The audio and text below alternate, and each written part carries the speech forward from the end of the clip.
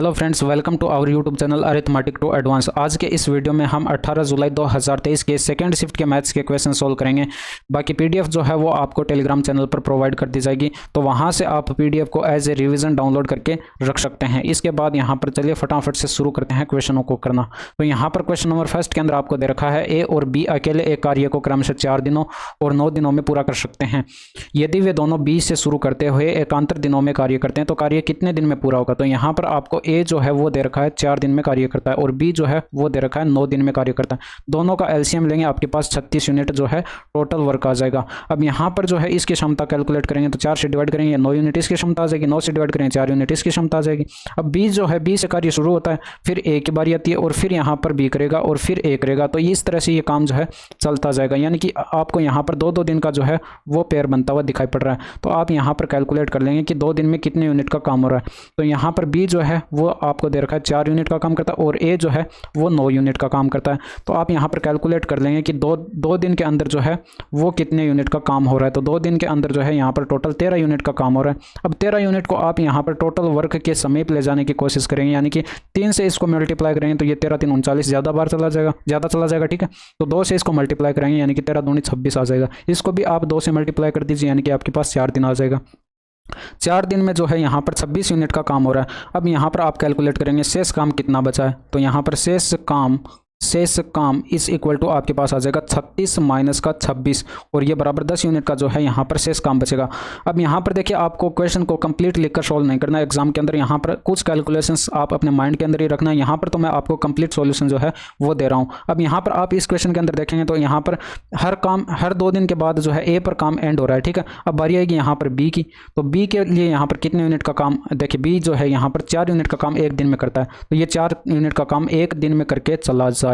इसके बाद बारी आएगी ए की और ए के लिए यहाँ पर 4 यूनिट का काम बी कर चुका है। अब शेष काम जो है 6 यूनिट का बचा है, ठीक है।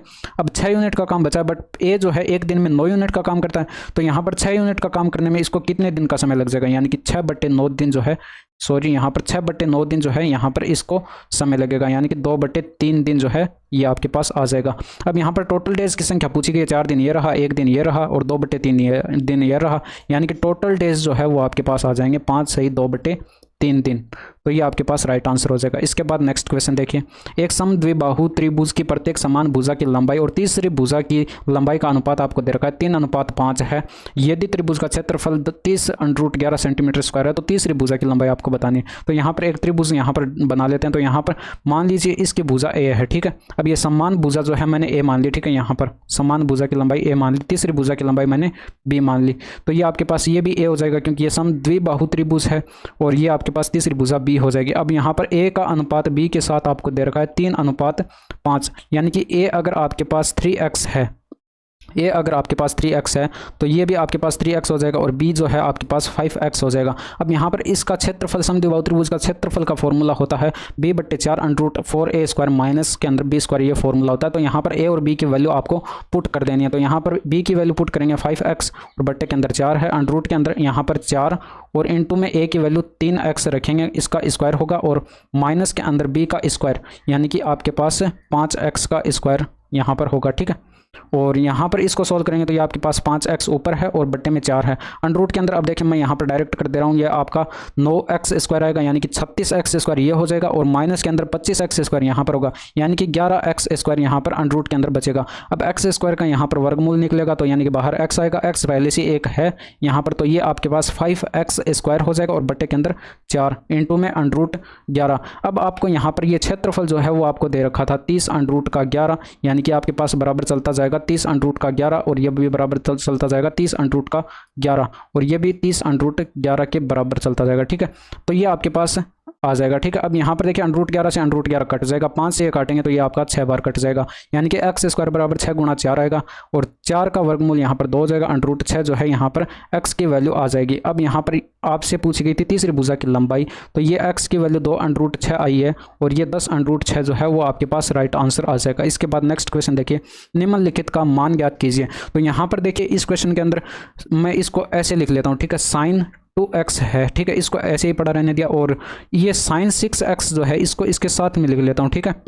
Sign 6x। अब देखिए इसको आप डायरेक्ट भी सोल्व कर सकते हैं, बट यहाँ पर समझाने के लिए मैंने इसको ऐसे लिखा है ताकि आपको आसानी से समझ में आ जाए। तो ये साइन 4x हो जाएगा, ठीक है। अब यहाँ पर जो है आपको ये 2x दिख रहा है, ठीक है, और ये 6x दिख रहा है। 2x को अगर मैं a मान लूँ और 6x को अगर मैं b मान लूँ तो sine a plus sine b का फॉर्मूला बनता हुआ दिखाई पड़ रहा है। तो यहाँ पर sine a plus sine b का फॉर्मूला आपके पास ये होता है, ठीक है, 2 sine a plus B divided by 2 into में cos a minus B divided by 2।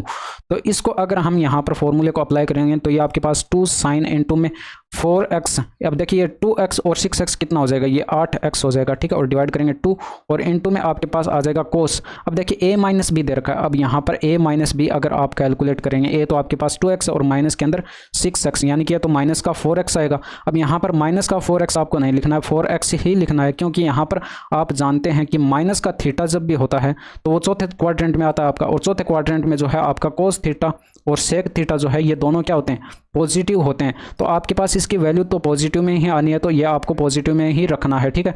ये मैंने आपके यहाँ पर नॉलेज के लिए बता दिया, ठीक है। और ये प्लस के अंदर 2 साइन 4x पहले से ही है। अब यहाँ पर बट्टे में 2 भी आना था, ठीक है, और 2 साइन 4x यहाँ पर है। और अब इसको सोल्व करेंगे तो ये 2 साइन 4x ये हो जाएगा और इनटू में कोस 2x आ जाएगा। अब ये प्लस में 2 साइन 4x है, ठीक है। अब यहाँ पर 2 साइन 4x हम क्या करेंगे, दोनों जगह से कॉमन ले लेंगे, तो ये आपके पास 2 साइन 4x बाहर आ जाएगा और ब्रैकेट में बचेगा कोस 2x प्लस का 1। बट यहाँ पर एक फॉर्मूला आप और भी जानते हैं कि कोस 2x बराबर होता है 2 कोस स्क्वायर x माइनस का 1 होता है। तो यहाँ पर ये वाला फॉर्मूला अगर अप्लाई करेंगे तो 2 साइन 4x पहले से ही बाहर है और ब्रैकेट के अंदर 2 कोस स्क्वायर x और माइनस 1 हो जाएगा ये, और प्लस 1 यहाँ पर है और 1 से 1 ये कट जाएगा, यानी कि 2 बाहर आकर मल्टीप्लाई होगा तो ये 4 साइन 4x। चलिए कोस स्क्वायर x को पहले लिख लेते हैं ताकि ऑप्शन में मैच कर जाए, ये साइन 4x आ जाएगा, ठीक है। तो ये आपके पास आंसर आ जाएगा। इसके बाद नेक्स्ट क्वेश्चन देखिए, यहाँ पर दे रखा है एक फैक्ट्री में बर्तनों का निर्माण 3 संयंत्रों A, B और C में किया जाता है। यदि निर्मित प्लेटों की कुल संख्या आपको दे रखी है 3260 है, तो संयंत्र B द्वारा संयंत्र यानी कि प्लांट बी द्वारा कितनी प्लेटों का निर्माण किया जाता है। तो यहाँ पर आप देखेंगे कि ये आपके पास जो है ये दे रखा है बोल का ग्राफ यहाँ पर, और ये स्पूंस यानी कि चम्मच का, और ये आपके पास प्लेट्स का और ये ग्लास का।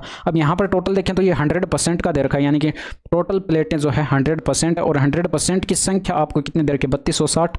तो ये आपके पास कितना आ जाएगा 3260 के बराबर हो जाएगा, यानी कि 1% की वैल्यू आपके पास हो जाएगी। 100 से डिवाइड करेंगे दोनों साइड तो ये आपके पास 326 डिवाइडेड बाई 10 आ जाएगा। अब यहाँ पर ग्राफ में अगर देखें तो ये प्लांट बी का देखना है और प्लेट्स का देखना है, ठीक है, प्लेट्स वाले ग्राफ में। तो यहाँ तक आप देखेंगे तो ये ब्लू वाला जो है यानी कि प्लांट ए द्वारा यहाँ पर 20% दे रखा है प्लेटों का निर्माण, और यहाँ पर प्लांट बी द्वारा ये 60% तक दे रखा है।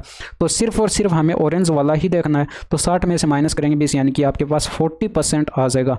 तो 40% के अगर वैल्यू कैलकुलेट करेंगे तो इसको दोनों साइड 40 से मल्टीप्लाई कर दीजिए, तो ये आपके पास 326 डिवाइडेड बाई 10 इंटू 40, और ये 10 से 10 कट जाएगा, यानी कि 4 से इसको मल्टीप्लाई कराएंगे तो ये आपके पास 624 का 4, और हासिल आएगी आपके पास हासिल आएगी 2 और 4 दूनी का 8, 2 10 की बिंदी हासिल आएगी 1, और ये आपके पास 1304 जो है वो राइट आंसर आ जाएगा। बट इसकी शॉर्ट ट्रिक जो है मैं आपको बता देता हूँ, आपको समझ में नहीं आता पहले अगर मैं बता देता तो यहाँ पर अगर आपको ये बेसिक क्लियर है तो यहाँ पर देखिए ये आपके पास हो जाएगा 3200, जो ये आपके पास 3260 जो है ये आपको दे रखा है 3260 जो है 100% की वैल्यू थी। 1% की वैल्यू कैलकुलेट करेंगे तो 100 से डिवाइड करेंगे। अब आपको यहाँ पर 40% की वैल्यू कैलकुलेट करनी थी, तो इसको 40 से गुणा करा दीजिए, 100 से कट जाएगा और ये गुणा कराएंगे तो आपके पास 1304 आ जाएगा। तो इतना ही था, ये आपके पास शॉर्ट ट्रिक हो जाएगी। इसके बाद नेक्स्ट क्वेश्चन देखिए, एक समबाहु त्रिभुज का परिमाप आपको दे रखा है 48 सेंटीमीटर, इसका क्षेत्रफल आपको ज्ञात करना है। तो यहाँ पर समबाहु त्रिभुज की आपको यहाँ पर पता है कि तीनों भुजाएं बराबर होती हैं, यानी कि इसका परिमाप कितना हो जाएगा 3 गुणा भुजा, यानी कि 3a इज इक्वल टू आपको दे रखा है 48 सेंटीमीटर, तो a इज इक्वल टू आपके पास हो जाएगा 16 सेंटीमीटर।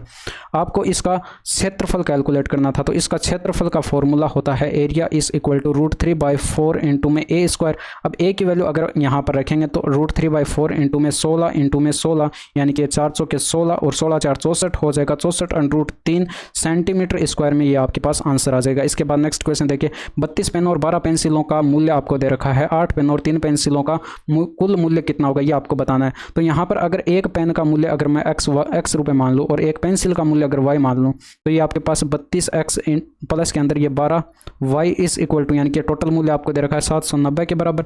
आपसे पूछा गया 8 पेन और 3 पेंसिलों का मूल्य, तो यहाँ पर ये समीकरण जो है मुझे यहाँ पर 4 से डिवाइड होते हुए दिखाई पड़ रही है, यानी कि आपके पास 8x आ जाएगा और ये 4 तिरका 12y आ जाएगा, यानी कि 8x यानी कि 8 पेनों का मूल्य और प्लस के अंदर 3 पेंसिलों का मूल्य आपके पास यहाँ पर आ जाएगा। ये 790 को भी डिवाइड करेंगे 4 से तो ये आपके पास 4 एकम 4 और ये आपके पास 39 बचेगा, यानी कि आपके पास ये 9 चौका 36 और यहाँ पर 3 बचेगा, ये 7 चौका 28, 197.5 जो है वो आपके पास राइट आंसर आ जाएगा। इसके बाद नेक्स्ट क्वेश्चन देखिए, यदि दो समरूप त्रिभुजों के क्षेत्रफल का अनुपात आपको दे रखा है तो संगत भुजाओं का अनुपात क्या होगा। तो यहाँ पर अगर आप एक कॉन्सेप्ट जानते हैं कि दो त्रिभुज आपको दे रखे हो, मान लीजिए पहला त्रिभुज ए बी और सी है और दूसरा त्रिभुज मान लीजिए डी ई और एफ है।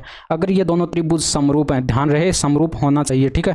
तो अगर ये दोनों त्रिभुज समरूप है तो इनकी संगत भुजाओं का अनुपात, यानी कि पहले त्रिभुज की मान ली मैंने भुजा एस है और दूसरे त्रिभुज की इसकी संगत भुजा जो है वो मान ली एस डैश है, तो इनकी संगत भुजाओं के अनुपात का वर्ग बराबर होता है इन दोनों त्रिभुजों के क्षेत्रफल के अनुपात के बराबर। तो ये area of triangle A B C और डिवाइड करेंगे इसको area of triangle D E F से।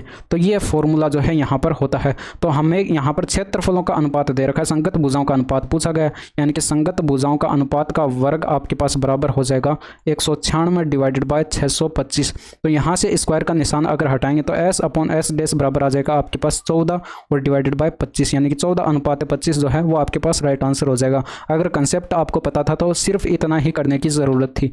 इसके बाद यहाँ पर 8वां क्वेश्चन देखिए, निम्नलिखित दंड आरेख का अध्ययन कीजिए और प्रश्न का उत्तर दीजिए। तो 2019 से 2020 तक XYZ फोन की बिक्री में प्रतिशत वृद्धि ज्ञात करनी है। तो 2019 का ये रहा, 2020 का ये रहा, 18 से कितनी हो गई है 40 तक हो गई है, यानी कि आपके पास 22 की वृद्धि आपको दिखाई पड़ रही है। तो 22 की वृद्धि है, 18 पर गुणा कराएंगे 100 से, तो ये आपके पास 2 से डाटा कटता हुआ दिखाई पड़ रहा है, ये 11 बार कट जाएगा और ये 9 बार, यानी कि 1100/9। अगर 9 से इसको डिवाइड करेंगे तो 9 एकम 9, फिर यहाँ पर 9 दूनी का 18, 9 दूनी का 18 और 0.22% जो है वो आपके पास आंसर आ जाएगा। इसके बाद नेक्स्ट क्वेश्चन देखिए, a + b + c बराबर आपको ये दे रखा है और a² + b² + c² बराबर 155 ये दे रखा है, ठीक है। आपको यहाँ पर a - b का होल स्क्वायर + b - c का होल स्क्वायर + c - a का होल स्क्वायर का मान ज्ञात करना था। तो यहाँ पर आप एक फॉर्मूला जानते हैं, a + b + c का होल स्क्वायर बराबर होता है a² + b² + 2 इंटू में AB + BC + CA। अब यहाँ पर देखिए मैंने फॉर्मूलों को पहले से ही थोड़ा ऐड कर दिया, बाकी मैं लिख के भी आपको बता सकता था, बट यहाँ पर एक स्लाइड पर ज़्यादा इंकिंग करने से लैपटॉप जो है वो हैंग करने लगता है, क्योंकि इसकी स्पेसिफिकेशन जो है वो काफ़ी ज़्यादा लो हैं। तो यहाँ पर a + b + c जो है वो आपको दे रखा है 19, तो यहाँ पर 19 रखेंगे और a² + b² + c² की जगह यहाँ पर 155 रखेंगे। ये दोनों वैल्यू हम यहाँ पर पुट करेंगे तो ये आपके पास 19 का स्क्वायर 361 हो जाएगा और ये बराबर आपके पास 155 हो जाएगा। और ये प्लस के अंदर 2 इंटू में AB + का BC + का CA ये आपके पास बचेगा और यहाँ पर ये 155 इधर लाकर घटाएंगे तो ये आपके पास यहाँ पर बचेगा 206। अब ये मैं डायरेक्ट लिख रहा हूँ, ठीक है। और ये 2 इसके गुणा में है तो इधर आकर डिवाइड करेंगे, ये डिवाइड में आ जाएगा, ठीक है। अब इसको डिवाइड करेंगे तो ये 103 आ जाएगा और इधर बराबर की साइड में हमारे पास क्या बचेगा, ये AB बचेगा और प्लस का BC बचेगा और प्लस का CA बचेगा, यानी कि AB + BC + CA की वैल्यू हमारे पास 103 आ चुकी है। अब आप यहाँ पर एक फॉर्मूला और जानते होंगे, यहाँ पर 1/2 इंटू में a - b का whole square plus b - c का whole square plus c - a का होल स्क्वायर बराबर होता है ये, ठीक है। और यहाँ पर आप a² + b² + c² की वैल्यू आपको दे रखी है क्वेश्चन में 155 है और यहाँ पर इसकी वैल्यू आपने कैलकुलेट की अभी 103, घटाएंगे तो ये आपके पास 52 बचेगा, बट यहाँ पर बटे में 2 इधर भी है तो ये गुणा करेंगे इधर लाकर तो ये 104 आपका डायरेक्ट आंसर आ जाएगा। बट यहाँ पर मैं लिख देता हूँ a - b का whole square plus b - c का whole square plus c - a का होल स्क्वायर बराबर ये आपके पास 52 इंटू में 2 आएगा और ये बराबर 104 आ जाएगा। तो ये इतना इसको करना था, ठीक है। इसके बाद नेक्स्ट क्वेश्चन देखिए, sin a बराबर -3/5 है, ए तृतीय चतुर्थांश में स्थित है तो सेक ए का मान आपको बताना है कि क्या होगा। तो यहाँ पर एक ट्रायंगल बना लेते हैं और मान लीजिए ये कोण आपके पास ए दे रखा है, ठीक है। तो sin a बराबर आपके पास होता है लंब बटे कर्ण, तो ये आपके पास 3 हो जाएगा, ये 5 हो जाएगा और ट्रिपलेट से ये आपके पास 4 हो जाएगा, ये 90 डिग्री का कोण होगा, ठीक है। और यहाँ पर सेक ए की वैल्यू अब आप कैलकुलेट कर सकते हैं, यानी कि सेक ए बराबर होता है कर्ण बटे आधार। कर्ण आपके पास 5 है और आधार यहाँ पर 4 है, बट ये वैल्यू आपके पास नेगेटिव में आएगी क्योंकि ये आपको दे रखा है ए जो है वो तृतीय चतुर्थांश में, क्योंकि तृतीय चतुर्थांश में जो है आपको पता है कि सिर्फ और सिर्फ tan थीटा और यहाँ पर कोट थीटा जो है ये 2 ही वैल्यू क्या होती हैं, पॉजिटिव होती हैं, बाकी सारे क्या होते हैं नेगेटिव। तो साइन सेक जो है वो आपके पास क्या होगा, नेगेटिव में होगा। इसके बाद नेक्स्ट क्वेश्चन देखिए, यहाँ पर दे रखा है आपको 405 का अनुपात है, 405 का अनुपात y जो है यही अनुपात बराबर दे रखा है y का 125 के साथ, ठीक है, इसका मतलब यही होता है। और इसको क्रॉस मल्टीप्लिकेशन कराएंगे तो ये आपके पास y का स्क्वायर बराबर हो जाएगा 405 इंटू में 125। अब यहाँ पर 405 इंटू में 125, 405 को लिख सकता हूँ मैं 81 गुणे 5 और इसको लिख सकता हूँ गुणा में 125, ठीक है, इसको ऐसे पढ़ रहने दीजिए। इसको 81 गुणा अब यहाँ पर 625 लिख सकते हैं, यानी कि ये आपके पास y स्क्वायर की वैल्यू आ चुकी है। अब यहाँ पर y का अगर स्क्वायर हटाएंगे तो बराबर क्या होगा, वर्गमूल होगा, यानी कि y की वैल्यू आपके पास आ जाएगी 9 गुणा यहाँ पर 625 का वर्गमूल 25 होता है, तो 9 गुणा 25 आपके पास 225 जो है वो आपके पास राइट आंसर आ जाएगा। इसके बाद नेक्स्ट क्वेश्चन देखिए, x माइनस 1/x बराबर -6 है, तो x की पावर 5 माइनस 1/x की पावर 5 का मान ज्ञात कीजिए। तो यहाँ पर कुछ क्वेश्चन हम पहले भी कर चुके थे, बट वहाँ पर क्या था, x प्लस 1/x की वैल्यू दे रखी थी और x की पावर 5 प्लस 1/x की पावर 5 पूछ रखा था। तो सेम क्वेश्चन जो है वैसा ही है, बट यहाँ पर चिन्ह का परिवर्तन आपको यहाँ पर दिया गया। तो आप यहाँ पर एक डायरेक्ट फॉर्मूला यहाँ पर भी याद कर लेंगे, क्योंकि मैंने आपको बता रखा है कि इस तरह के क्वेश्चन काफ़ी ज़्यादा बार आते हैं। अगर यहाँ पर डायरेक्ट नहीं भी याद रखते तो ये x³ प्लस 1/x³ को मल्टीप्लाई कर लीजिए x स्क्वायर माइनस का 1/x स्क्वायर से, तो आपके पास ये वाला जो टर्म है ये इधर माइनस में आएगा, बाद में इसको इधर भेजेंगे तो ये प्लस में हो जाएगा। तो ये आपके पास फॉर्मूला यही आना है, बट यहाँ पर आप इसको याद कर लेंगे तो ज़्यादा बेहतर होगा, क्योंकि एग्जाम के अंदर आपका टाइम बचेगा। अब यहाँ पर देखिए, इसको और भी ज़्यादा सिंपलेस्ट फॉर्म में लिखें तो ये x³ प्लस 1/x³ और इंटू में आपके पास x स्क्वायर माइनस 1/x²। यहाँ पर देखिए a square minus b square का फॉर्मूला लगेगा, तो यहाँ पर x प्लस 1/x और इंटू में x माइनस का 1/x आएगा और यहाँ पर प्लस के अंदर x माइनस का 1/x ऊपर है, ठीक है। अब यहाँ पर चाहे तो डायरेक्ट ये वाला फॉर्मूला यहाँ तक याद कर सकते हैं, ठीक है। अब यहाँ पर आप देखिए आपको किन किन वैल्यूज़ की आवश्यकता पड़ेगी यहाँ पर। तो यहाँ पर आपको दिख रहा है कि x माइनस 1/x और यहाँ पर भी x माइनस 1/x, जिसकी वैल्यू आपको क्वेश्चन में दे रखी है -6। और इसके अलावा यहाँ पर x प्लस 1/x की वैल्यू ज़रूरी पड़ेगी और x³ प्लस 1/x³ की वैल्यू हम इसी से कैलकुलेट कर लेंगे। तो सबसे पहले हम x प्लस 1/x कैलकुलेट यहाँ से करें, तो ये आपके पास x प्लस 1/x बराबर, अब देखिए x माइनस 1/x बराबर आपको p दे रखा हो तो ये आपके पास फॉर्मूला होता है अंडर रूट के अंदर p का स्क्वायर प्लस के अंदर 4। तो यहाँ पर मैं डायरेक्ट लिख दे रहा हूँ, -6 का स्क्वायर 36 होगा प्लस 4 यानी कि अंडर रूट 40 आएगा, और अंडर रूट 40 को हम लिख सकते हैं 2 अंडर रूट 10, ठीक है। x प्लस 1/x की वैल्यू हमारे पास 2 अंडर रूट 10 आ चुकी है। अब इसी से हम कैलकुलेट कर सकते हैं x³ प्लस 1/x³, यानी कि आपके पास बराबर होगा 2 अंडर रूट 10 जो आया है इसका क्यूब करेंगे और माइनस कर देंगे इसमें से 3 गुणा 2 अंडर रूट 10, यानी कि ये आपके पास आ जाएगा 2 का क्यूब 8 और इंटू में 10 यानी कि 80 अंडर रूट 10 ये आ जाएगा और माइनस का 6 अंडर रूट 10 ये है, ठीक है। अब इसमें से माइनस करेंगे, ये 74 अंडर रूट 10 जो है बच जाएगा। अब वैल्यू पुट करनी है आपको सिर्फ यहाँ पर, ये 74 अंडर रूट 10 और इंटू में आपके पास इसकी वैल्यू आपके पास आई है 2 अंडर रूट का 10 और यहाँ पर इसकी वैल्यू जो है -6 दे रखी है और ये प्लस यहाँ पर देखिए -6 आएगा, ठीक है, और माइनस बाहर मल्टीप्लाई होकर ये -6 आ जाएगा, ठीक है। इसको सॉल्व करेंगे तो ये आपके पास देखिए अंडर रूट 10 और अंडर रूट 10 गुणा होकर 10 बना लेगा, यानी कि 740 और ये माइनस का 6 गुणा 2 यानी कि माइनस का 12, ये माइनस में आएगा, ठीक है। 740 इंटू में 12, चलिए इसको लिख देता हूँ मैं, 740 इंटू में 12 और माइनस का 6। अब ये 12 4 48 का 8 आएगा और हासिल आएगी आपके पास 4 बार 7 84 और 4 88 और 1 0 आगे है, ठीक है, और ये माइनस में आएगा और माइनस का 6 ऐड करेंगे तो ये आपके पास माइनस का 8886 जो है वो आपके पास राइट आंसर आ जाएगा। इसके बाद नेक्स्ट क्वेश्चन देखिए, एक पुलिसकर्मी एक चोर का पीछा करता है जो पुलिसकर्मी से 600 मीटर आगे है। यदि पुलिसकर्मी और चोर क्रमशः 10 किलोमीटर पर आवर और 8 किलोमीटर पर आवर की चाल से दौड़ते हैं तो पुलिसकर्मी कितने समय में यहाँ पर मिनट में आपको कैलकुलेट करना है, ठीक है, चोर को पकड़ लेगा। तो यहाँ पर आपको दे रखा है, अगर देखिए क्वेश्चन की अगर आपको यहाँ पर थीम समझ में आ जाती है तो इस क्वेश्चन को बहुत ही आसानी के साथ आप कर लेंगे। तो यहाँ पर ये चोर है और यहाँ पर ये पुलिस है, इनके बीच की दूरी जो है वो आपको दे रखी है 600 मीटर है और इनकी चाल आपको दे रखी है, ठीक है। अब आप इन दोनों की चाल का अंतर कैलकुलेट करेंगे, यानी कि रिलेटिव स्पीड कैलकुलेट करेंगे, तो ये 2 किलोमीटर पर आवर है। अब यहाँ पर 2 किलोमीटर पर आवर की स्पीड से ये 600 मीटर की दूरी कवर करने में कितना समय लगेगा ये कैलकुलेट कर लेंगे, यानी कि 600 मीटर की यहाँ पर दूरी है और ये 2 किलोमीटर पर आवर की स्पीड से कैलकुलेट करता है। इसको मीटर पर सेकंड में कन्वर्ट करना पड़ेगा क्योंकि यहाँ पर दूरी जो है वो आपको मीटर में दे रखी है। तो ये 5/18 से इसको गुणा कराएंगे तो ये आपके पास 2 से कटेगा कितनी बार, 300 आ जाएगा, ठीक है, और ये 5 से कटेगा ये आपके पास ऊपर आ जाएगा ये 60, ठीक है। अब यहाँ पर 60 को मल्टीप्लाई कराएंगे, अगर 18 से 18 ऊपर जाकर मल्टीप्लाई हो जाएगा 60 से, तो ये आपके पास 18 × 108 होता है और 1080 सेकेंड का जो है यहाँ पर समय आ जाएगा। बट यहाँ पर मिनट में कैलकुलेट करना था, आपको क्वेश्चन में दे रखा था। तो आप यहाँ पर क्या करेंगे, 1080 को डिवाइड कर देंगे 60 से, तो 10 से 10 कट जाएगा, 18 × 108 यानी कि आपके पास 18 मिनट जो है वो आंसर आ जाएगा। इसके बाद नेक्स्ट क्वेश्चन देखिए, एक कारखाने में पूरी श्रमिकों की संख्या आपको दे रखी है 48%, महिला श्रमिकों की संख्या के 2/3 के बराबर है। कारखाने में पुरुषों की संख्या का महिलाओं की संख्या से अनुपात कितना है, ये आपको बताना था। तो यहाँ पर मेल कैंडिडेट की जो है 48% कैलकुलेट करेंगे। 48% जो है बराबर दे रखा था फीमेल कैंडिडेट जो है, फीमेल श्रमिक जो है वो फीमेल का आपको दे रखा है 2/3 यानी कि 2/3 के बराबर है। ठीक है, ये 2/3 के बराबर काटेंगे इसको तो ये आपके पास 24 बार कट जाएगा, और 4 से काटेंगे तो ये 6 बार, और ये आपके पास 25 बार। अब यहाँ पर मेल और फीमेल का जो है अनुपात आपसे पूछा गया था, तो ये मेल और फीमेल का अनुपात आपके पास हो जाएगा, ये 25 ऊपर चला जाएगा और ये 36 का 18 नीचे आ जाएगा। 25:18 जो है वो आपका राइट आंसर आ जाएगा। इसके बाद नेक्स्ट क्वेश्चन देखिए, यहाँ पर दे रखा है में से कौन सी संख्या 7 से विभाज्य है।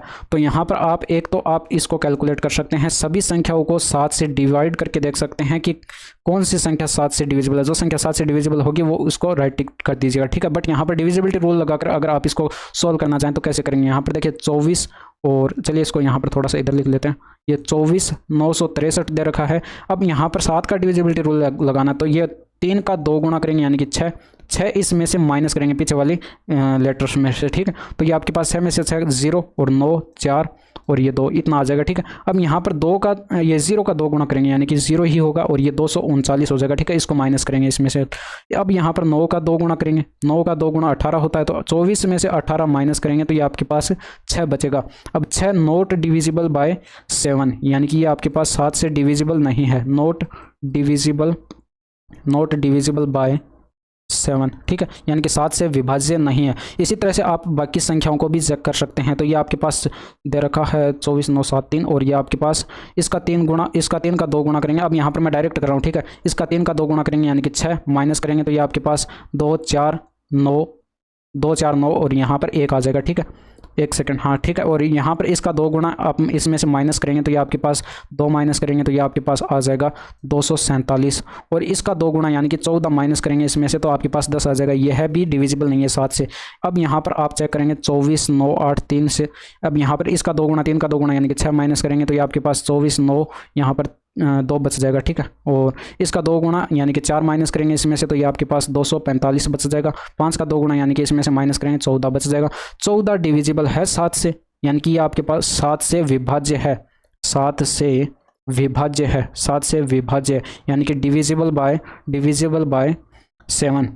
तो आपके पास ये राइट आंसर हो जाएगा। ठीक है, ऑप्शन नंबर ये 2 जो है वो आपके पास राइट आंसर हो जाएगा। बाकी आपको यहाँ पर चौथा ऑप्शन चेक करने की ज़रूरी नहीं है, बट आप चेक करके देखना चाहें तो देख सकते हैं, क्योंकि एक ही ऑप्शन आपको पता है राइट होना है। तो यहाँ पर अमर एक कार्य को 15 दिनों में और प्रेम 12 दिनों में पूर्ण कर सकता है। अमर से आरंभ करते हुए वे 71 दिनों में कार्य करते हैं, तो कार्य कितने दिन में पूर्ण होगा। तो यहाँ पर सेम उसी तरह का क्वेश्चन आपके पास फिर से आ गया है। तो यहाँ पर ए जो है 15 दिन में कार्य करता है, बी जो है वो आपके पास दे रखा है 12 दिन में कार्य करता है। दोनों का एलसीएम लेंगे 60 आएगा, या 15 जो का 60 4 यूनिट इसकी क्षमता आ जाएगी, 15 12 बजे 60 5 यूनिट इसकी क्षमता आ जाएगी। कार्य अमर से आरंभ होता है। ठीक है, तो अमर पहले करता है, और फिर यहाँ पर ये आपके पास बी से लिख दिया गया, इसको प्रेम है। ठीक है, पी से लिख देते हैं। अब यहाँ पर बाद में प्रेम करेगा, और यहाँ पर फिर अमर करेगा, फिर प्रेम करेगा। तो इस तरह से ये सीक्वेंस जो है चलता जाएगा। आप यहाँ पर कैलकुलेट कर लेंगे 2 दिन में कितने यूनिट का काम हो रहा है, यानी कि ए 4 यूनिट का काम कर रहा है, प्रेम 5 यूनिट का काम कर रहा है। टोटल 2 दिन में जो है यहाँ पर 9 यूनिट का काम हो रहा है। तो 9 को आप यहाँ पर 60 के करीब लेकर जाएंगे, तो 9 6 9 54 यानी कि आपके पास 6 गुना इसका 6 गुना करेंगे तो आपके पास 12 दिन में जो है वो यहाँ पर आ रहा है कि 54 यूनिट का काम हो जाएगा। 12 दिन में 54 यूनिट का काम हो जाएगा। शेष काम आप कैलकुलेट करेंगे, शेष काम इस इक्वल टू आपके पास आ जाएगा, ये 60 में से माइनस करेंगे 54 यूनिट का काम हो चुका है, तो यहाँ पर 6 यूनिट का काम बचा है। अब यहाँ पर पी पर एंड हो रहा है प्रत्येक 2 दिन के बाद काम, तो यहाँ पर बारी आएगी अमर की, यानी कि अमर तो एक दिन में 4 यूनिट का काम करता है, तो ये अपना 4 यूनिट का काम एक दिन में निपटा कर चला जाएगा। अब यहाँ पर बारी आएगी प्रेम की, तो ये प्रेम के लिए 4 यूनिट का काम 6 में से हो चुका है, तो 2 यूनिट का काम बचा है, 2 यूनिट का काम ये करेगा। बट यहाँ पर एक दिन में ये 5 यूनिट का काम करता है, तो यहाँ पर ये 2 यूनिट का काम करने में कितना समय लगेगा, यानी कि 2/5 दिन का जो है यहाँ पर समय लगेगा। अब यहाँ पर कुल दिनों की संख्या पूछी गई, तो 12 दिन ये रहा, एक दिन ये रहा, 2/5 दिन ये रहा। टोटल डेज आपके पास आ जाएंगे, ये आपके पास 13 सही 2/5 दिन जो है यहाँ पर आपके पास राइट आंसर आ जाएगा। इसके बाद नेक्स्ट क्वेश्चन देखिए, 3600 पर 35% की छूट और इसी राशि पर 30% और 5% की 2 क्रमिक छूटों के बीच का अंतर आपको दे रखा है। तो इसको पहले अगर मैं सोल्व करके दिखाऊं तो इसका एकल छूट कैलकुलेट कर सकते हैं। ये 30 प्लस का 5 और ये माइनस के अंदर आएगा 30 इंटू में 5 और डिवाइडेड बाय 100, यानी कि ये 1 0 से 1 0 कट जाएगा, ये आपके पास 2 कट जाएगा। ठीक है, यानी कि इन दोनों का बीच का डिफरेंस देखेंगे, इन दोनों के बीच का डिफरेंस देखें तो ये आपके पास 35 बनाएगा, यानी कि आपके पास प्लस का 3/2% जो है इनके बीच का डिफरेंस आ जाएगा, क्योंकि 35 से ये 35 कट जाएगा, आपके पास ये 3/2% ही बचेगा इनका डिफरेंस, ठीक है, अंतर आपके पास ये इतने बचा। तो अब आप यहाँ पर 3600 जो रुपये दे रखा है इसका 3/2% कैलकुलेट कर लेंगे। 3/2% यानी कि बट्टे में 100 भी आएगा। अब ये 2 0 से ये 2 0 कट जाएगा और 2 से ये 36 कटेगा 18 बार, 18 3 54, 54 जो है वो आपके पास राइट आंसर आ जाएगा। इसके बाद नेक्स्ट क्वेश्चन देखिए, निम्नलिखित में से कौन सी संख्या 36 से विभाज्य है? तो 36 को आप लिख सकते हैं 4 × 9। अब यहाँ पर जो संख्या 9 से डिविजिबल और 4 से डिविजिबल होगी वो 36 से भी डिविजिबल होगी। तो 9 से डिविजिबिलिटी चेक कर लेते हैं, यानी कि अंकों का योग जो है वो 9 से डिवाइड होना चाहिए, यानी कि 6 4 10 और 8 18 डिवाइड है, और ये 7 0 यानी कि 7 डिवाइड नहीं है 9 से, तो ये आपका हट जाएगा ऑप्शन से। और इसके बाद यहाँ पर दूसरा चेक करेंगे तो ये 9 कट जाएगा और ये आपके पास 4 3 7 और 4 1 5 2 7 और 2 9, ठीक है, ये आपके पास 9 से डिविजिबल है। तो ऑप्शन ये जो है हो सकता है। इसके बाद यहाँ पर तीसरा ऑप्शन चेक करें तो ये आपके पास हो जाएगा, ये 4 से 9 से डिवाइड करेंगे तो ये आपके पास 7 2 9 कट जाएगा, 5 4 9 कट जाएगा, 3 डिविजिबल नहीं है 9 से, तो ये आपका ऑप्शन से हट जाएगा। इसके बाद यहाँ पर इसको देखें तो ये आपके पास 5 4 9 7 2 9 यानी कि ये डिविजिबल है 9 से, तो ये भी ऑप्शन आपका हो सकता है। तो ऑप्शन 2 ही बचे हैं। अब बाकी बचा है हमारा 4 से चेक करना, यानी कि अंतिम 2 डिजिट 4 से डिविजिबल होना चाहिए। तो 12 डिविजिबल है 4 से और यहाँ पर 0 2 डिविजिबल नहीं है 4 से, तो ये आपका हट जाएगा। ऑप्शन नंबर 2 जो है वो आपका राइट आंसर होगा। राजा और रॉकी मिलकर पेंटिंग का कार्य 5 दिनों में पूरा कर सकते हैं। वे दोनों मिलकर पेंटिंग करना आरंभ करते हैं, परंतु 2 दिन बाद रॉकी बीमार पड़ जाता है और कार्य छोड़ देता है। यदि राजा शेष पेंटिंग को 4 दिनों में पूरा करता है तो रॉकी अकेले उस कार्य को कितने दिन में पूरा करेगा? तो यहाँ पर राजा को मैं लिखता हूँ RJ से, राजा को लिखता हूँ RJ से और रॉकी को लिखता हूँ मैं RK से, ठीक है। अब ये दोनों मिलकर जो है 5 दिन में काम को कंप्लीट कर सकते हैं, ठीक है। तो ये आपके पास क्या आ जाएगा? टोटल वर्क आ जाएगा, ठीक है। इसी तरह से यहाँ पर देखेंगे वे दोनों मिलकर पेंटिंग करना आरंभ करते हैं, परंतु 2 दिन के बाद रॉकी बीमार पड़ जाता है। अब यहाँ पर राजा और रॉकी जो है ये दोनों मिलकर 2 दिन तक काम करते हैं और बाद में जो है रॉकी बीमार पड़ जाता है, और ये काम को छोड़कर चला जाता है। अब यहाँ पर शेष काम जो है राजा करता है, यानी कि राजा यहाँ पर शेष काम करेगा और कितने दिन में कंप्लीट कर देगा? 4 दिन में काम कंप्लीट कर देगा। अब यहाँ पर ये भी आपके पास टोटल वर्क ही आएगा, तो ये टोटल वर्क होने के कारण आपस में बराबर होंगे। इसको सॉल्व करेंगे, या 5 इंटू में राजा आ जाएगा और प्लस में 5 इंटू में ये रॉकी आ जाएगा, ठीक है। और ये बराबर 2 राजा ये रहे और 4 राजा ये रहे, टोटल 6 राजा यहाँ पर हो जाएंगे और प्लस के अंदर 2 रॉकी यहाँ पर हो जाएंगे। अब इसको और सॉल्व करें तो ये आपके पास 5 राजा इधर ले जाकर माइनस करेंगे, यानी कि 1 राजा इधर बच जाएगा, और ये 2 रॉकी इधर लाकर माइनस करेंगे तो ये आपके पास 3 रॉकी इधर बच जाएंगे। यानी कि आप यहाँ पर रॉकी और राजा की क्षमताओं का अनुपात आपके पास आ जाएगा 1:3 जो है यहाँ पर आ जाएगा। इसके बाद यहाँ पर आप क्या करेंगे? टोटल वर्क कैलकुलेट कर लेंगे, यानी कि यहाँ से टोटल वर्क अगर कैलकुलेट करेंगे तो राजा और रॉकी की क्षमता आप किसी भी साइड रख दीजिए, चाहे तो इस साइड रख दीजिए चाहे इस साइड रख दीजिए, जिधर भी आसान आपको दिखाई पड़े। तो यहाँ पर मैं राजा की क्षमता यहाँ पर 3 यूनिट है और रॉकी की क्षमता 1 यूनिट है, तो यहाँ पर राजा की जगह 3 रखूंगा प्लस रॉकी की जगह 1 रखूंगा, इंटू में 5 आ जाएगा, यानी कि 5 के 20 यूनिट का जो है यहाँ पर टोटल वर्क आ जाएगा। अब क्वेश्चन में बोला गया कि रॉकी अकेले उस कार्य को कितने दिन में कंप्लीट कर सकता है, यानी कि रॉकी अब कार्य करेगा, ये टोटल वर्क यहाँ पर 20 यूनिट का है और यहाँ पर इसकी क्षमता रॉकी की 1 यूनिट है, रॉकी की क्षमता 1 यूनिट है, तो डिवाइड करेंगे 1 से तो ये 20 दिन आ जाएगा आपके पास, तो ये 20 दिन में काम कंप्लीट कर सकता है टोटल, तो आपके पास ये राइट आंसर हो जाएगा। इसके बाद यहाँ पर एक वस्तु को 2000 में बेचने पर अर्जित प्रतिशत लाभ उसी वस्तु को 1200 में बेचने पर हुई प्रतिशत हानि के बराबर है। 20% का लाभ प्राप्त करने के लिए उस वस्तु को किस मूल्य पर बेचा जाना चाहिए? तो यहाँ पर देखिए उस वस्तु का मान लीजिए कॉस्ट प्राइस CP है, ठीक है। अब यहाँ पर अगर उस वस्तु को 2000 में बेचा जाता है, यानी कि SP आपका 2000 है, तो उसे क्या हो रहा है? यहाँ पर प्रतिशत लाभ हो रहा है, यानी कि आपको यहाँ पर प्रॉफिट जो है वो आप कैसे कैलकुलेट करते हैं? प्रॉफिट जो है आप कैलकुलेट करते हैं सेलिंग प्राइस में से माइनस करते हैं कॉस्ट प्राइस, यानी कि ये इस कंडीशन में जो है सेलिंग प्राइस वो ज़्यादा होती है, तो आपके पास ये प्रॉफिट आ जाएगा, ठीक है। अगर आपके पास इफ़ यहाँ पर इफ़ यानी कि यदि अगर आपके पास SP सेलिंग प्राइस आपके पास हो 1200 रुपये है सेलिंग प्राइस, तो उसे क्या हो रहा है? लॉस हो रहा है, यहाँ पर बताया गया, ठीक है। तो प्रतिशत हानि, यहाँ पर हानि आप कैलकुलेट करेंगे लॉस, तो आपके पास कितना आ जाएगा? इस कंडीशन में जो है आप CP में से माइनस करते हैं, क्योंकि CP ज़्यादा होता है इस कंडीशन में, और माइनस करते हैं 1200, तो ये आपके पास लॉस आ जाएगा। अब क्वेश्चन में बोला गया कि बराबर हैं, तो यहाँ पर ये दोनों क्या होंगे? बराबर होंगे, तो इन दोनों को बराबर कर दीजिए, तो ये 2000 माइनस का CP बराबर हो जाएगा ये CP माइनस का 1200 के, तो यहाँ पर CP इधर आकर ऐड हो जाएगा, यानी कि 2CP की वैल्यू आपके पास आ जाएगी, ये 1200 इधर ऐड हो जाएगा, तो ये आपके पास 3200 आ जाएगा, यानी कि CP की वैल्यू आपके पास आ जाएगी, CP की वैल्यू आ जाएगी 1600। अब यहाँ पर कहा गया क्वेश्चन में 20% का प्रॉफिट करने के लिए 20% का प्रॉफिट करने के लिए उस वस्तु को किस मूल्य पर बेचा जाना चाहिए? तो 20% की फ्रैक्शन वैल्यू आप जानते हैं कि 1/5 होती है, 20% की फ्रैक्शन वैल्यू जानते हैं कि 1/5 होती है, यानी कि 5 रुपये की वस्तु 6 रुपये में बेची जानी चाहिए, यानी कि CP उसका 5 है तो SP उसका 6 होना चाहिए। और ये आपने कैलकुलेट किया है अभी अभी, CP कितना 1600 कैलकुलेट किया, कितना गुणा दे रखा है, यानी कि 5 3 का 15, 5 से डिवाइड करेंगे तो 5 3 का 15 और 5 दूनी का 10, यानी कि 320 गुना दे रखा है। तो ये एक्चुअल में सेलिंग प्राइस 6 यूनिट न होकर 6 का 320 गुना, यानी कि 6 दूनी का 18, 6 दूनी का 12 का 2 हासिल आएगी आपके पास, 1 6 3 का 18, यानी कि 1920 जो है वो आपका राइट आंसर हो जाएगा। इसके बाद 21वां देखिए, धारा की विपरीत दिशा में 140 किलोमीटर की दूरी तय करने के लिए एक नाविक को 12 घंटे लगते हैं, जबकि उसे धारा की दिशा में उतनी ही दूरी तय करने में केवल 9 घंटे लगते हैं। धारा की चाल क्या होगी, तो ये आपको बताना था। तो यहाँ पर नाव की चाल मान लीजिए, x किलोमीटर पर आवर है, ठीक है, और x किलोमीटर पर आवर मैंने मान ली, ठीक है। और इसके बाद यहाँ पर धारा की चाल मान लीजिए y किलोमीटर पर आवर है, ठीक है, धारा की चाल y किलोमीटर पर आवर है। तो आपको यहाँ पर यही बताना था, ठीक है। 12 घंटे लगते हैं, जबकि उसे धारा की दिशा में उतनी दूरी तय करने में 9 घंटे लगते हैं। धारा की चाल आपको बतानी थी, तो यानी कि ये आपको कैलकुलेट करना था।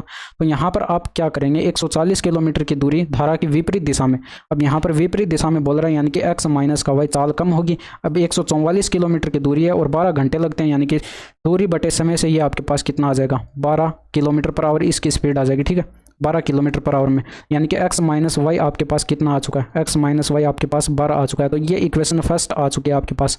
इसी तरह से आप इक्वेशन सेकंड भी कैलकुलेट कर सकते हैं, जबकि उसे धारा की दिशा में उतनी दूरी तय करने में 9 घंटे लगते हैं। तो यहाँ पर धारा की दिशा में कैलकुलेट करें तो x प्लस वाई कैलकुलेट करेंगे और ये बराबर हो जाएगा 144 और डिवाइडेड बाय 9, यानी कि आपके पास आ जाएगा 16 नमा 144, 16 किलोमीटर पर आवर इनकी धारा की दिशा में चाल आ जाएगी, यानी कि x प्लस वाई आपके पास आ चुका है 16। तो ये इक्वेशन आपके पास आ चुकी है सेकंड। अब यहाँ पर इक्वेशन फर्स्ट और सेकंड को अगर सोल्व करेंगे तो ये आप इसको इसके नीचे लिख लीजिए, x प्लस का y इज इक्वल टू 16। अब इनको सोल्व कर लीजिए, आपके पास जोड़ेंगे तो ये y हट जाएगा, बट y की वैल्यू हमें कैलकुलेट करनी थी, तो यहाँ पर इनको घटाएंगे, ठीक है, तो ये माइनस का चिन्ह हो जाएगा सभी जगह और ये आपके पास x से x कट जाएगा, यानी कि माइनस का 2y की वैल्यू आ जाएगी माइनस का 4, यानी कि y की वैल्यू आ जाएगी 2 किलोमीटर पर आवर। तो ये आपके पास राइट आंसर आ जाएगा। अब देखिए मैंने इसको कंप्लीट सोल्व करके दिखाया। अब आप एग्जाम में अगर करेंगे तो x माइनस वाई और x plus Y direct calculate करेंगे और दोनों समीकरण को सोल्व कर लेंगे, तो आपके पास सीधे आंसर आ जाएगा। इस तरह से लिखने की कोई ज़रूरी नहीं है कि नाव की चाल x किलोमीटर पर आवर है, धारा की चाल x kilometre y kilometre per hour है। यह तो सिर्फ मैंने आपको समझाने के लिए यहाँ पर करवाया है। इसके बाद नेक्स्ट क्वेश्चन देखिए, ए और बी क्रमशः 5 दिनों और 10 दिनों में एक कार्य कर सकते हैं। उन्होंने एक साथ कार्य करना शुरू किया, लेकिन ए ने कुछ दिनों के बाद कार्य छोड़ दिया और बी ने शेष कार्य को 8 दिनों में समाप्त कर दिया। ए ने कितने दिनों के बाद कार्य छोड़ा, ये आपको कैलकुलेट करना है। तो यहाँ पर ए जो है वो आपको दे रखा है 5 दिन में कार्य कर सकता है, बी जो है वो आपको दे रखा है 10 दिन में कार्य कर सकता है। दोनों का अगर एलसीएम लेंगे तो ये आपके पास आ जाएगा 30, ठीक है, और इसकी क्षमता आपके पास आ जाएगी 6 यूनिट और इसकी क्षमता आ जाएगी 3 यूनिट। अब यहाँ पर कहा गया है उन्होंने एक साथ कार्य शुरू किया, लेकिन ए ने कुछ दिनों के बाद कार्य छोड़ दिया। तो यहाँ पर ए और बी जो है मान लीजिए टी दिनों तक काम करते हैं एक साथ, ठीक है, टी समय तक काम करते हैं, बाद में कुछ दिनों बाद जो है या टी दिनों बाद जो है ए काम छोड़ के चला जाता है। अब शेष काम जो है बी ने किया, ठीक है, और बी ने 8 दिनों तक काम किया, ठीक है, तो बी इंटू में 8 आ जाएगा, ये बराबर हो जाएगा टोटल वर्क के, यानी कि 30 यूनिट के बराबर हो जाएगा। तो यहाँ से इसको सोल्व करेंगे तो ये आपके पास ए की क्षमता यहाँ पर थी 6 यूनिट और बी की क्षमता 3 यूनिट और यहाँ पर भी 3 यूनिट, तो ये 6 3 9 टी हो जाएगा और प्लस के अंदर 8 3 का 24 आ जाएगा और बराबर आपके पास आ जाएगा 30। तो यहाँ पर आपके पास ये सोल्व करेंगे तो 9 टी की वैल्यू आपके पास आ जाएगी 6, यानी कि टी की वैल्यू आपके पास आ जाएगी 2/3, यानी कि 2/3 दिन बाद जो है एक कार्य छोड़कर चला गया था। तो यहाँ पर इसके बाद नेक्स्ट क्वेश्चन देखिए, यदि 100 और 150 रुपये प्रति किलो मूल्य वाली 2 प्रकार की दालों x और y को 7:20 के अनुपात में मिलाया जाता है, तो दालों के इस मिश्रण का प्रति किलो मूल्य निकटतम रुपए तक सही क्या होगा, ये आपको बताना है। तो यहाँ पर एलिगेशन से इस क्वेश्चन को सोल्व किया जा सकता है। तो यहाँ पर x एक टाइप की दाल थी, ठीक है, और दूसरे प्रकार की दाल थी y। अब यहाँ पर इसका मूल्य था 100 रुपये और इसका मूल्य था 150 रुपये। अब यहाँ पर इनको मिलाने के बाद मान लीजिए जो दाल आपके पास मिश्रण तैयार हुआ है उसका मूल्य मान लीजिए x रुपये था, ठीक है। तो यहाँ पर अगर आप एलिगेशन लगाएंगे तो आप यहाँ पर ये x जो है 100 और 150 के बीच में होगा, यानी कि 150 से छोटा होगा और 100 से बड़ा होगा, यानी कि यहाँ पर हम कैलकुलेट करेंगे 150 में से x घटाएंगे, बड़ी वैल्यू में से छोटी वैल्यू घटाएंगे। अब यहाँ पर ये 100 तो यहाँ पर छोटा है तो x में से माइनस घटाएंगे 100, ठीक है। तो यहाँ पर इनका अनुपात, दालों का अनुपात आपके पास आ जाएगा और ये दे रखा था आपको 7:20 20 दे रखा था, ठीक है यहाँ पर। और इसको सोल्व करें, चलिए इसको भिन्न के रूप में लिख लेते हैं। तो ये आपके पास 150 माइनस का x और डिवाइडेड बाय x माइनस का 100 और ये बराबर हो जाएगा 7:20 के, ठीक है। अब यहाँ पर क्रॉस मल्टीप्लाई इसको कराएंगे तो ये आपके पास 20 से गुणा कराएंगे, ये 3000 आ जाएगा और माइनस के अंदर 20x आ जाएगा और ये बराबर आ जाएगा 7x और ये प्लस का 700 माइनस का 700 हो जाएगा, ठीक है। ये माइनस का 700 हो जाएगा। अब यहाँ पर इसको सॉल्व करेंगे तो ये बराबर आ जाएगा आपके पास 27x, एक साइड हो जाएगा 27x और एक साइड आप इसको ऐड करेंगे तो ये आपके पास हो जाएगा 3700, ठीक है। अब यहाँ पर 3700 को डिवाइड करेंगे आप 27 से तो ये आपके पास 27 का भाग इसमें एक बार चला जाएगा और शेषफल बचेगा 10, उतारेंगे 0। अब यहाँ पर 27 चौके 108 होता है तो 27 का 3 बार चला जाएगा यानी कि 27 81 और यहाँ पर शेषफल बचेगा 19, उतारेंगे 0 और ये 27 7 189 होता है यानी कि 137। अब यहाँ पर पॉइंट में भी पूछा है बट यहाँ पर क्वेश्चन में लगभग में पूछा गया था तो ये लगभग में जो है 137 के बराबर आंसर आ जाएगा। इसके बाद नेक्स्ट क्वेश्चन देखिए, 1/sin theta plus 1/tan theta और इनटू में 1/sin theta minus 1/tan theta का मान क्या होगा ये आपको बताना था। तो यहाँ पर आप देखें तो 1/sin थीटा जो है वो होता है आपका कोसेक थीटा के बराबर, तो ये कोसेक थीटा आ जाएगा और प्लस के अंदर ये 1/tan थीटा जो है ये हो जाएगा कोट थीटा के बराबर और यहाँ पर भी ये कोसेक थीटा हो जाएगा और ये माइनस का कोट थीटा हो जाएगा। अब यहाँ पर a प्लस बी इंटू में a माइनस बी का फॉर्मूला लगता हुआ दिखाई पड़ रहा है यानी कि ये आपके पास आ जाएगा कोसेक स्क्वायर थीटा और माइनस के अंदर कोट स्क्वायर थीटा। अब सर्वसमीका से जानते हैं कि इसकी वैल्यू जो है 1 होती है तो 1 आपका राइट आंसर हो जाएगा। इसके बाद नेक्स्ट क्वेश्चन देखिए, sec theta plus tan theta बराबर 5 है तो टेन थीटा का मान आपको बताना था।